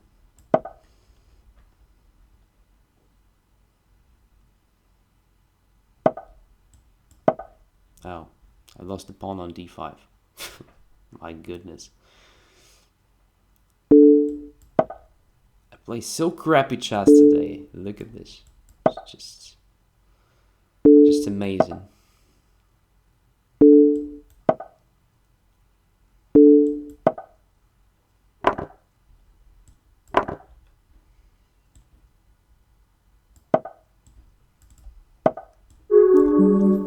Queen e4 was a checkmate. Queen e4 was a checkmate. Just a checkmate. But I lost on time. I lost on time. Yeah. My goodness. That is just not even funny anymore. Just not even funny. Well, it was just a decent positional game. Of course, I outplayed my opponent, but I was so slow that, yeah, I didn't have the time to win this. Yeah. Okay, I guess I'll take, well, one more challenge, and that will be over for today, because I'm just, yeah. You see this, I just play very bad chess. Very, very bad chess. I'm sorry for that, but...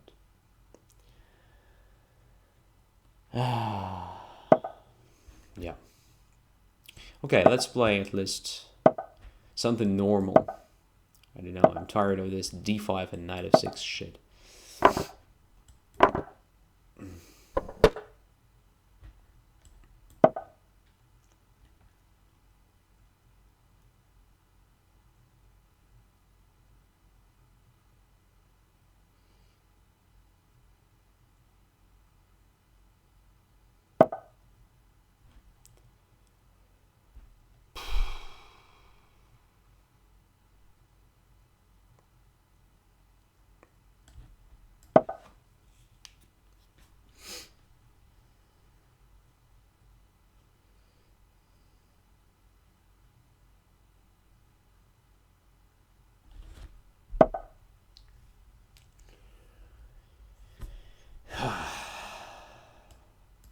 This weekend's d3 a bit. I don't think it is a good way to play this with white. Now white will struggle to protect d3 square, I guess.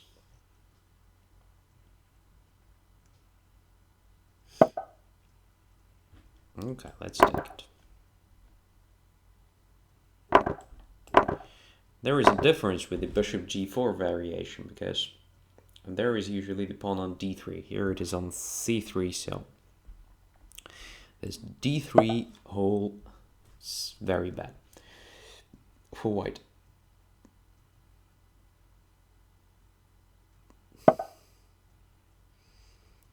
So how many games did I lose today?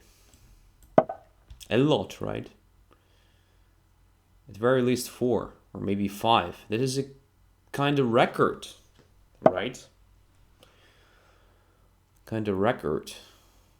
I usually lose something like 2 games per show. But today, wow, I was very good at it.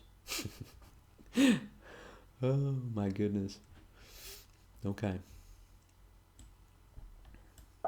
I think f3 will drop very soon. Very, very soon. Just next move.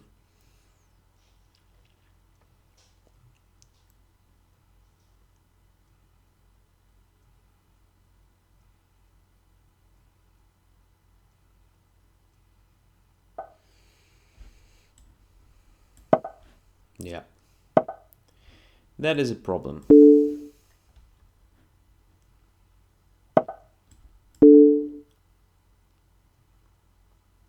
Extra pawn. Extra pawn. And to play g5 or just knight g6, I don't know. Or maybe rook d3 check. Let's see. Rook d3, king h4. Let's calculate at least something today. So bishop b7, then king g4, h5, king goes to f5, rook goes to f3, king takes on e5, bishop goes to f6, and it's a checkmate already, isn't it? So once again, rook d3, king h4, bishop e7, king g4, h5, king f5, rook f3, king e5. Yeah. So check should be possible here.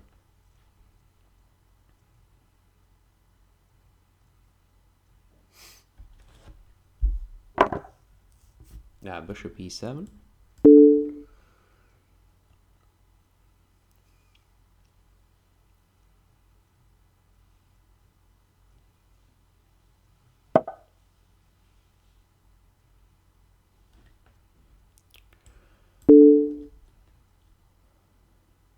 It feels like a generous gesture again from my opponent. Just to make me feel a bit happier after all this crap that happened today.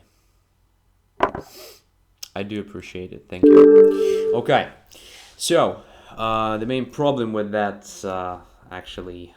white allowed me to take on f3, but that was a tiny problem. The main problem was, of course, with this c3 move, so it's definitely not how white should play this. So instead of this, of course, after queen f6, d4 is the main line. Active one takes, bishop g5, then takes on d4, and so on. This passive way of playing it just gives me a lot of different advantages, including actually the better pawn structure now, and so on. All right, so actually, since I finished this game quite quickly, I will play one more. So Don William, accept.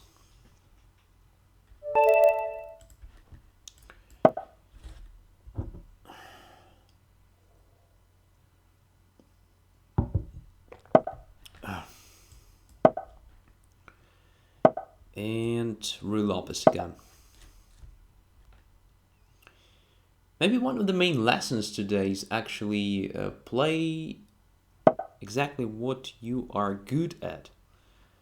So I played a lot of openings today that I don't really know, for the sake of, I don't know what, of the show, I don't know. And yeah, I just spent enormous amount of time just thinking in new positions, new to me, of course. Yeah. As you can see, sometimes even I learn something new during these shows. That's very nice.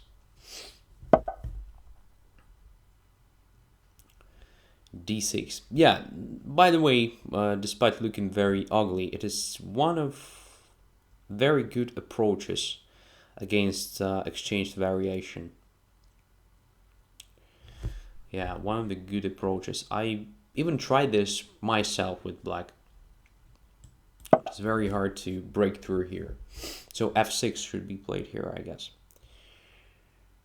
It is Stainless-like approach, just overprotecting e5.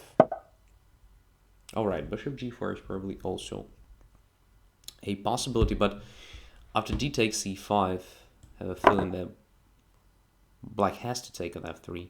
Otherwise, I just win a pawn for nothing. Or something very close to that. Which means that now white has strategically winning position because of all these weaknesses on the queen side. And there is no compensation, right? I can also start the immediate attack with the help of this move. e5 is hanging, c6 is hanging.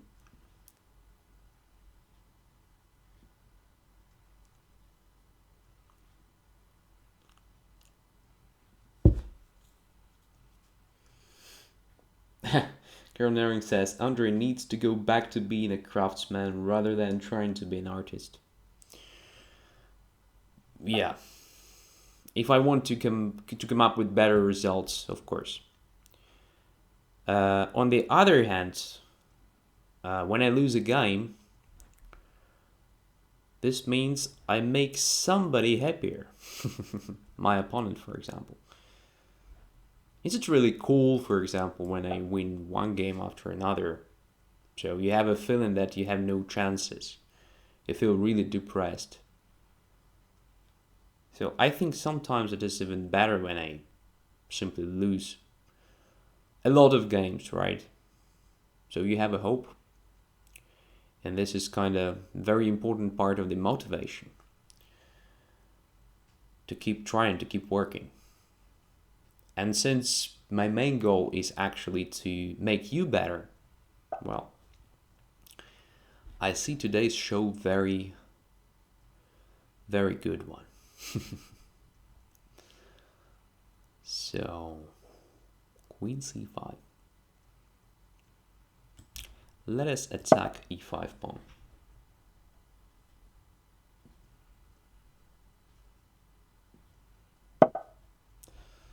And bishop to e3. Looks like very natural continuation. Now look, I just put my pieces on natural squares and that's it. That is exactly what I need here. To complete the development then at some point, all these pawns will drop one by one.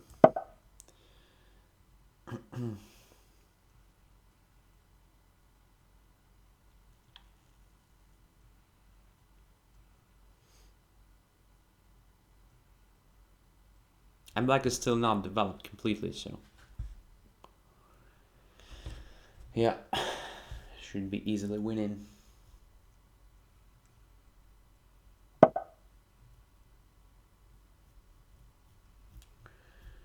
Okay, queen b4. I have a chance just to take on b4 and then to take on e5. It is the one way. Another way is just to take on d6 here. This forces queen d6, where after I continue with the rook d1, or even f4, or a lot of different things.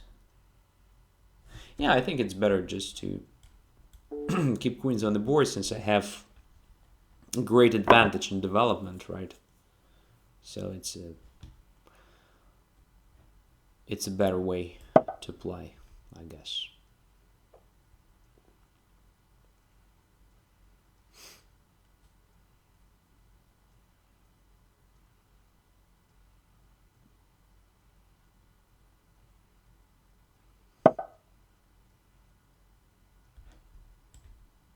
And now, since the queen has only e6 square to go away, I'm winning because c6 now drops.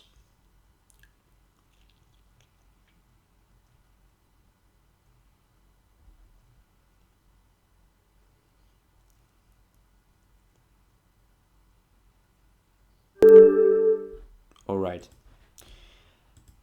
And okay. Sebi was very upset, so I will play Sebi as well. But that is definitely the last game for today. e4.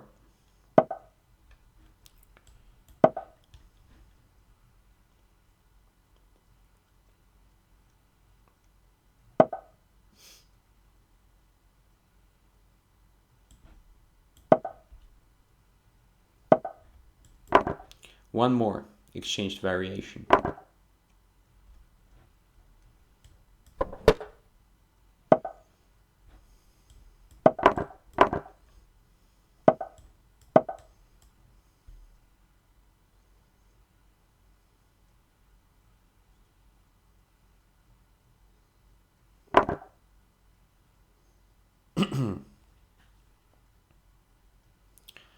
So the point of going to e2 is to have f4 square controlled.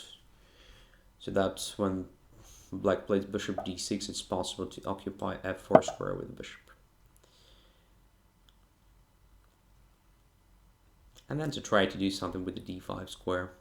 So if I just occupy d5, my other knight can support that guy on d5. This is also another idea.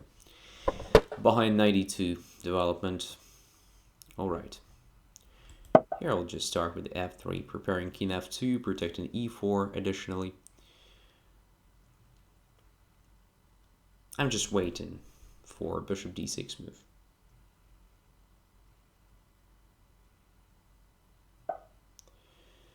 Okay, black decided not to play bishop d6 here, which is just quite normal way of playing it. Okay. I will try to provoke some weaknesses on the king side. Okay.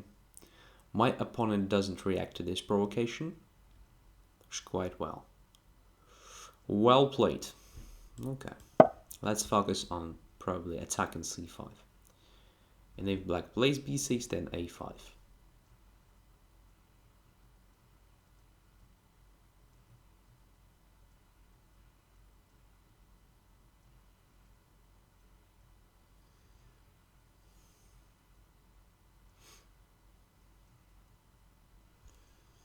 Dutch defender says, so it works if you keep on moaning. Only sometimes. Only sometimes.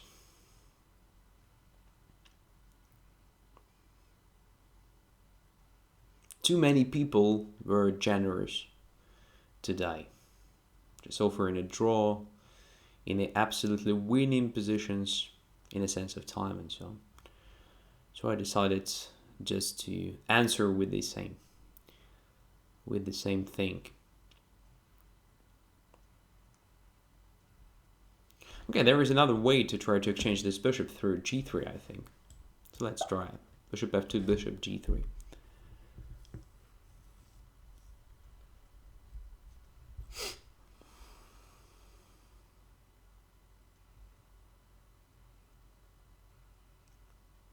Probably not the best idea, of course. Maybe it was a bit more promising to try to do something with the c5 pawn, but I didn't see the way. So for d5, then it will be just attacked with the bishop from c6 or e6. a5 is too early. Yes, bishop f2 followed by bishop g3 could be something for me.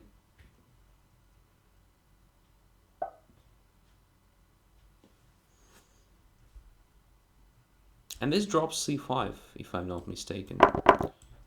So let's do it. Extra pawn now.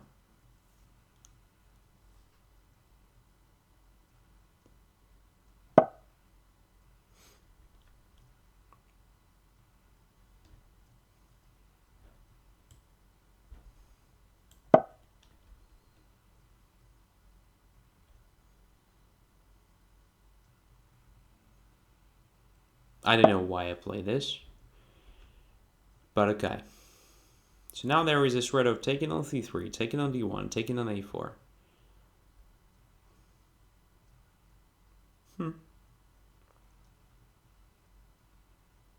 Not very cool for me, but okay.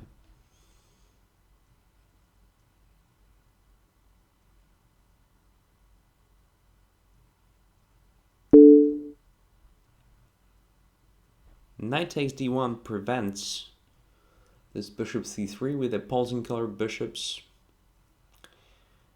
but it looks rather passive. Maybe it is the correct decision anyway. So knight e1, rook d8, bishop e3. Have no idea. Then c3, king f2, something like this. Oh, it doesn't look inspiring. Let's take with the rook and see how it works with opposing color bishops.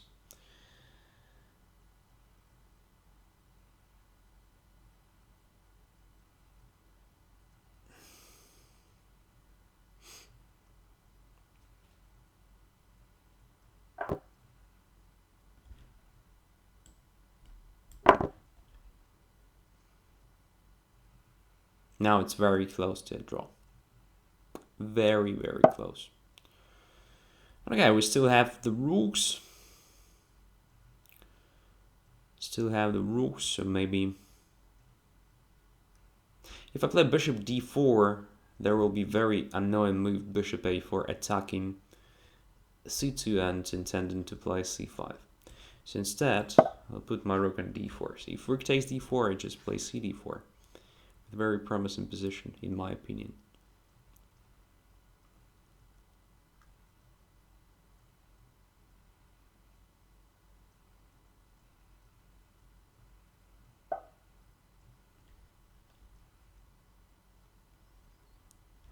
Okay, it's time to centralize my king somehow.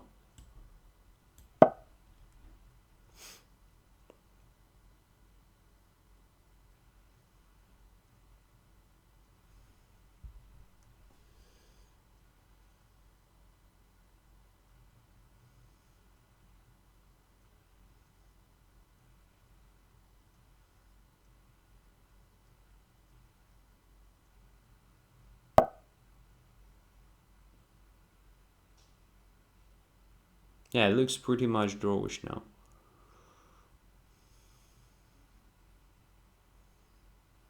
But I think I still have some chances.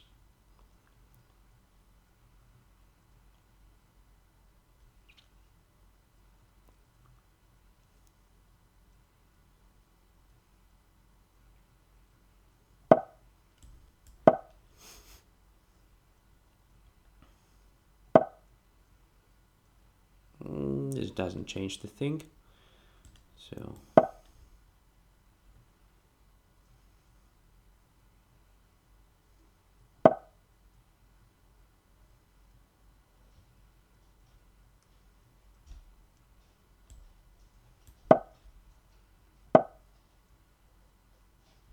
Alright, let's take it. I guess it still leaves me with some chances. Oh, of course, bishop b3 should have been played. My goodness, what am I doing, huh?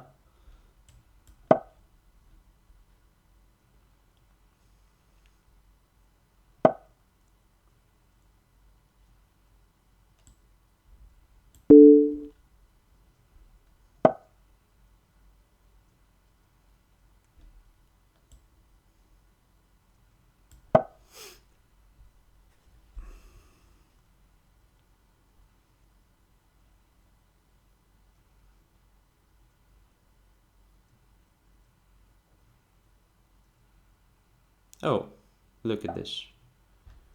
Kinda Zugzwang, no? Ah, it's kinda Zugzwang. Ha.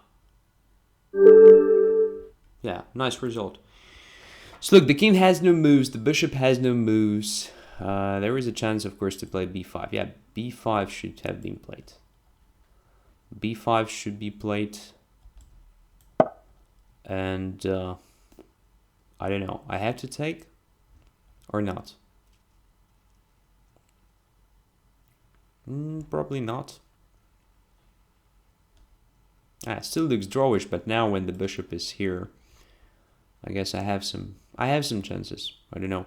I should have played, instead of h4, of course, I should have played bishop c7, definitely. And black, instead of h5, should have played b5 immediately. So bishop c7 kind of stops this.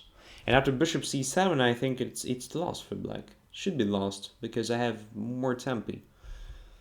I'm just waiting here, going here and there, and at some point the bishop has no moves, the king has no moves, there is only one move, b5, I take with the pawn and promote my pawn. Yeah, I missed this. Bishop c7 and h5 was a decisive mistake. So b5 should have been played immediately. Where after position is not clear, but now, as I said, I have some chances. I definitely have some chances here. But maybe only tiny. Maybe it's still a draw. Don't know. Anyways, thanks a lot for this experience. Thanks a lot for beating me today, by the way. I'm happy, as I said before. So, of course, it's not very pleasant to lose, but when I lose to you guys, it's okay. Because I do everything here in Chess24 just to help you to be better at chess. And when you beat me, this is a sign that, well, you become better. Because even in my bad days, I'm not that bad, to be honest. So all your wins today are really deserved.